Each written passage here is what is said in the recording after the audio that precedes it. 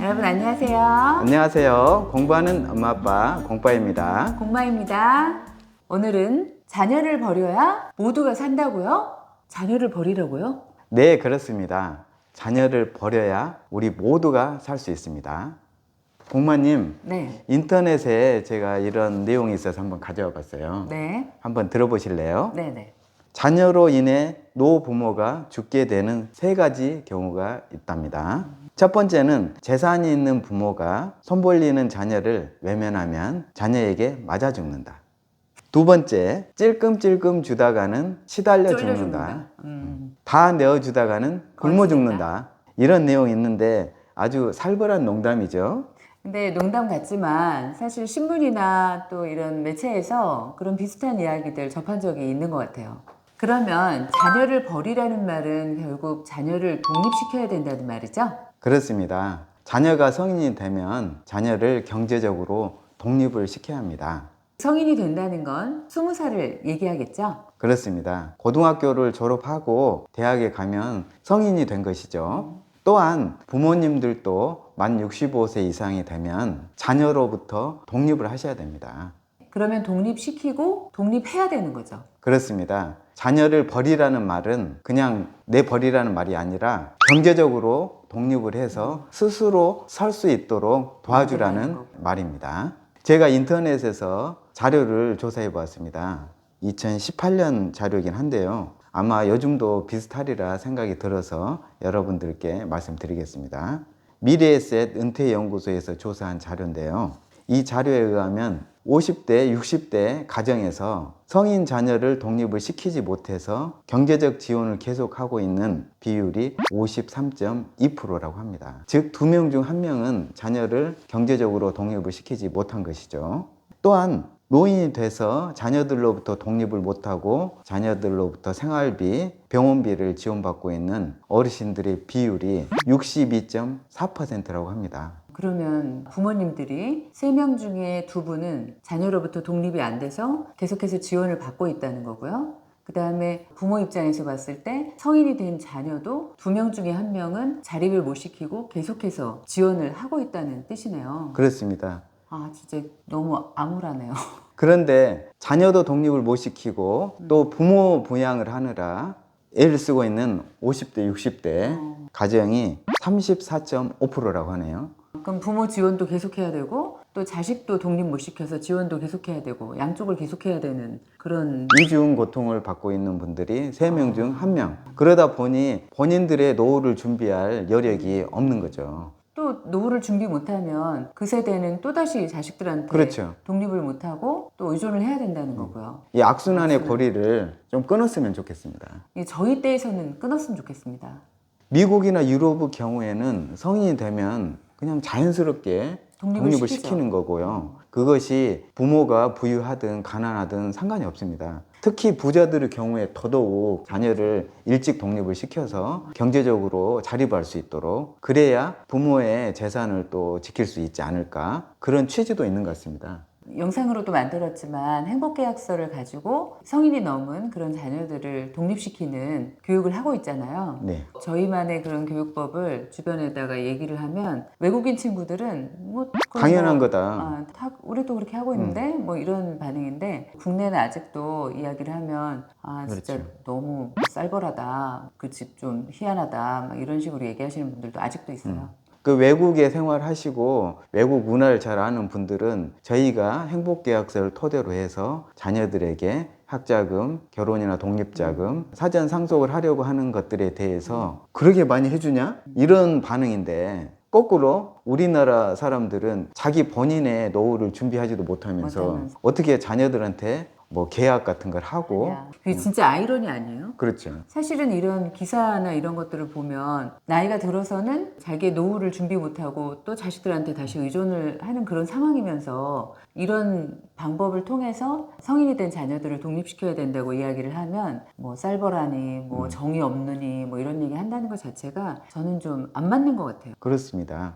그러면 어떻게 하면 성인이 된 자녀를 경제적으로 독립을 시킬 수 있을까요? 아무 데서도 사실은 그런 걸 배우질 못하잖아요. 궁핍해보지 않고 그리고 내가 그 상황에 처해보지 않고서 알아서 공부해라 이러는 거 자체가 그건 아이러니이기 때문에 뭐 그 상황에 처하도록 해야 되겠죠. 그리고 본인들이 본인의 어떤 생존을 해결해야 된다는 거를 절실하게 느끼고 그리고 방법을 강구하고 또 실천을 하고 이러면서 습득해야 되지 않을까요? 그렇죠. 그래서 어려서부터 가정에서 돈에 대한 이야기, 경제, 금융에 대한 이야기를 자연스럽게 이야기할 수 있도록 해야 되고요. 근데 사실 밥상머리 교육인데 우리는 옛날에 어른들은 밥 먹을 때 이야기하지 말라고 하잖아요. 복 나간다고. 이야기도 못하게 하고 특히 돈 이야기하면은 양반들은 그렇게 하는 거 아니에요? 그러고 난 결과가 무엇입니까? 우리나라 노인 빈곤율이 43%라고 하는데 이게 OECD 평균보다도 한 3배 높다는 수치잖아요. 그러니까 이제는 우리가 좀 변화를 줘야 될 것 같습니다. 어쨌든 남들이 하는 대로 또는 우리 부모님이 한 대로 그렇게 해서 계속 그냥 자연스럽게 그 살다 보면 사실은 그 고리를 끊을 수가 없잖아요. 언젠가는 그 고리를 끊는 그 부분이 있어야 되는데 저희는 그게 저희 세대부터라고 생각을 하는 거죠. 그리고 저희가 그런 취지에서 저희 자녀들은 중고등학교 시절부터 이런 내용들을 설명을 하고 또 사인도 받고 해마다 또 다시 계약을 갱신하고 이런 식으로 해서 교육을 시키잖아요. 그것이 행복계약서로 만들어서 교육을 시키는 거거든요. 근데 우리는 굉장히 아이디어가 좋고 많은 분들이 했으면 좋겠다고 생각하는데 실상 저희 영상 중에서는 인기가 좀 없죠? 인기 없는 영상이에요. 이번 기회에 한번 저희 행복계약서 내용을 간단하게 설명을 드려보면 어떨까요? 네. 그러니까 골자가 저희는 3가지잖아요. 네. 그러니까 20살이 되면 자립적으로 해야 된다. 생존을 하는 건 물론이고 뭐 학비 이런 것들도 다 본인이 벌어서 해야 되는 게 원칙인데 그런데 아이들이 아직 신용이 없기 때문에 대출이 안 되잖아요. 그래서 그걸 신용을 부모가 하고 부모가 대출을 해주겠다는 거죠. 네. 그래서 지원을 하되 이것은 대출이다. 그래서 너희들이 크면 그리고 직업을 갖게 되면 다 갚아야 된다. 이런 것들을 사인을 하는 거죠, 이제. 대학 시절을 최대 6년으로 잡고요. 의대 갈 수도 있으니까. 한 학기마다 500만 원씩 대출을 해주는 거죠. 그러면 미리 내가 500으로 대학을 다녀야 되기 때문에 어떤 학교를 갈지 어떤 전공을 선택을 할지 미리 깊이 더 생각할 수 있는 거죠. 네. 그렇게 이제 생각할 수 있는 그런 기회를 한번 주는 거고요. 그리고 아이들의 결정에 따라서 그다음부터는 지원을 하면서 기다려 주는 거죠. 그러면 아이들이 저희도 아이들 3명인데 셋이 다 자기 개성대로 잘 하고 있어요. 어떤 애는 뭐 대출을 좀 조금씩 받는 아이들도 있고 최소한으로 또 어떤 애는 풀로 다 받고 자기가 다 갚겠다 이렇게 하는 아이들도 있고 본인이 원하는 대로 그렇게 하고 있습니다. 저희는 누적 관리만 하고 있는 거죠. 네. 그렇게 해서 지금 큰아이가 4학년이고 그 다음에 작은아이 둘은 모두 다 2학년이 됐잖아요. 알다시피 저희가 다 삼수를 했잖아요, 아이들이. 근데 저희는 기다려줄 생각이고 그리고 지금 괜찮은 것 같아요. 본인들이 원하고 또 본인들이 할 수 있는 그런 길을 찾아가고 있는 중이죠. 네. 두 번째는 결혼 자금이나 또 요즘은 결혼을 안 한다고 해서 저희 애들이 결혼을 안 한대요. 그래서 결혼을 안 하든지 아니면 독립을 또 해야 되잖아요. 계속 부모랑 살 수는 없으니까. 그런 때 목돈이 필요합니다. 그런 경우에는 저희 가정에서는 본인이 그동안 모아놓은 액수만큼 우리가 더 대출을 해주겠다. 최대 5천만 최대 원까지. 5천만 원. 그래서 자기가 모아놓은 돈 5천만 원, 부모님이 대출해준 5천만 원 해서 1억 정도 가지고 결혼을 시작하든지 아니면은 독립을 하는 그런 자금으로 쓰도록 하는 거죠. 그렇죠. 그리고 이것도 빌려주는 거라서 조금씩이라도 계속 갚아야 되죠. 나가야 되죠. 그래서 이런 것들을 잘 우리하고 했던 대출과 그다음에 그 이후에 약속을 모두 다 잘 이행한 아이들에 한해서 저희가 제 나이가 75세 됐을 때 네. 그때 저희가 사전 상속을 하겠다는 거죠. 물론 이제 저희가 노후에 쓸 것들은 조금 남겨두고 저희가 그렇게 많은 돈을 쓰는 스타일들이 아니라서 노후에 저희 자금은 좀 남겨두고 나머지를 가지고 아이들한테 꼭 필요한 그 시기에 지원을 해서 걔네들도 그걸 밑받침으로 해서 잘 살 수 있는 그런 토대를 마련하도록 온 가족이 잘 부자가 살자. 될 수 있도록.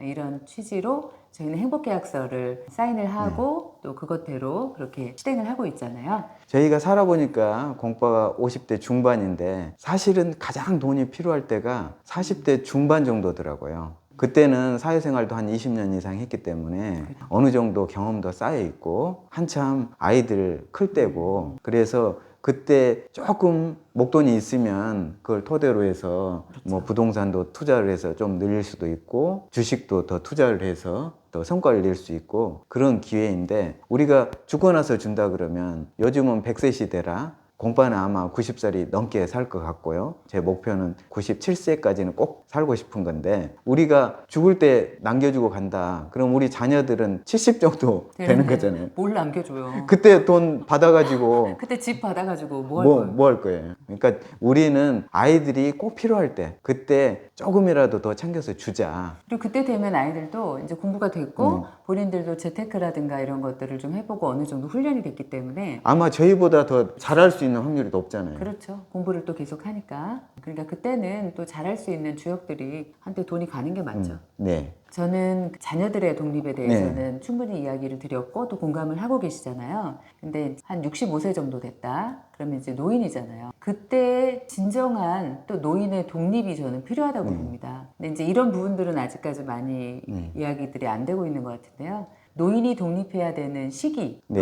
보고 그때 다시 한번 자립할 수 있는 그런 시기로 삼으면 어떨까 생각하고 있어요. 어른이 돼서 이제 자녀들 지원했다고 해서 당연하게 받는 것은 저는 아닌 것 같아요. 그렇죠. 저희가 받는 것도 사실은 계속 풀려서 도로 돌려주는 거지. 그렇죠. 그걸 뭐 받아서 저희가 쓰려고 하는 게 아니잖아요. 노인들이 지금 저희 부모님 세대까지는 사실은 이런 걸 생각할 겨를도 없었고 그렇죠. 무조건 퍼주기만 했기 때문에 없죠. 지금은 뭐 내게 받을 수 없기 있는 게 때문에.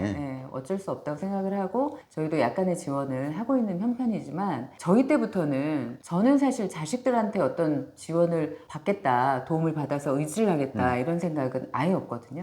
그리고 자녀들도 요즘 힘듭니다. 생활하기 너무 힘들고 힘들어요. 우리 자녀만 있으면 모르겠는데 자녀가 배우자잖아요. 그럼 또 한 달에 건너는 거고 둘 사이 생활하다 보면 손자녀들이 또 생기잖아요. 이거 키우다 보면은 힘들어요. 자기 생활하기도 힘들고 요즘은 또 퇴직 이런 이야기가 많이 나오고 네. 자기 의사와는 상관없이 회사에 오래 또 근무하기도 힘들어지고 이런저런 자녀들이 힘든 상황 속에 살고 있는데 우리가 그 젊었을 때보다 훨씬 더 힘든 것 같아요. 힘들어요. 그건 인정을 해야 되기 때문에 또 그 부분을 예전처럼 그렇게 바로 또 갚으면서 그렇게 본인을 희생하면서 살 수 있는 또 그러기에는 굉장히 힘든 시기라는 걸 인식을 하고요. 근데 많은 어르신들이 집 한 채는 다 있으시더라고요. 그래서 통계에 보면은 60세 이상 어르신들의 77%가 네. 자기 집을 가지고 계셔요. 그러니까 공파 생각에는 어르신들이 있는 집을 가지고 활용해서 연금화하는 거죠. 그래서 주택연금으로 들든지 해서 그걸로 생활비를 쓰시지 내가 나중에 이 집 물려줄 테니까 나한테 생활비 줘라. 이런 식으로는 좀 안 하셨으면 좋겠습니다. 이제 그 젊을 때는 사실은 적은 돈도 좀 힘든 것 같아요. 힘들어요. 그리고 남겨주시려고 하지 마시고 남겨줄 때쯤 되면 자녀들이 돈이 필요가 없습니다. 그때는. 그러니까 내가 사는 동안 자녀들한테 폐 끼치지 말고 내가 가지고 있는 자산을 충분히 활용해서 여유 있게 사시고 차라리 죽고 나서 주지 말고 주택연금 받아서 내 쓸 돈 쓰고 남은 거 있으면 자녀들 오면 용돈으로 주면은 차라리 자녀들이 더 자주 오겠죠. 그렇죠. 손자녀들한테도 그렇고 사실 뭐 돈이 좀 있어야 자주 오지. 그 통계로도 나와 있잖아요. 부모가 재산을 얼마를 가지고 있느냐에 따라서 자녀들이 오는 횟수가 다르다고 하잖아요. 저는 좀 그렇게 살고 싶어요. 그러니까 이렇게 뭐 해가지고 나중에 물려준다 이렇게 생각하지 마시고 아이들 한 번이라도 얼굴도 보고 볼 때마다 내가 밥 사주고 또 내가 용돈도 조금씩 주고 그래서 또 내가 집을 가지고 있고 적든 크든